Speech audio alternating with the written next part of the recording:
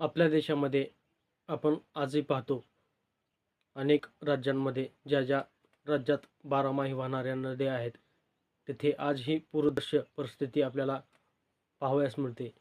पण डॉक्टर बाबासाहेब आंबेडकरांनी 43-46च्या दरम्यान, म्हणजे 1943 आणि 46च्या दरम्यान डॉक्टर बाबासाहेब आंबेडकर जलसंपदा मंत्री होते, पाटबंधारे मंत्री होते.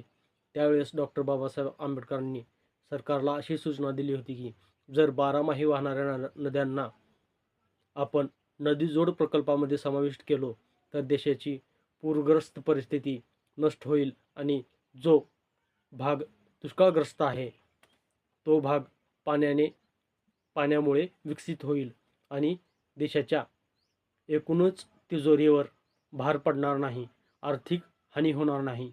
त्यामध्ये गोदावरी, तापी आणि नर्मदा या नद्यांचा समावेश बाबासाहेबांनी केलेला होता.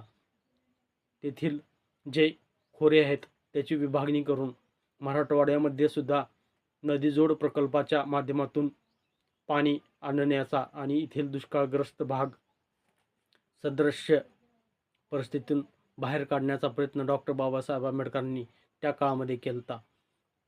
यावरूनच डॉक्टर बाबासाहेब आंबेडकरांचं योगदान देशाच्या दृष्टीने किती महत्त्वाचं होतं हे जाणवतं. तर हा व्हिडिओ आवडला तर कृपया प्लीज लाईक, कमेंट आणि सबस्क्राईब करा. धन्यवाद. जय भीम.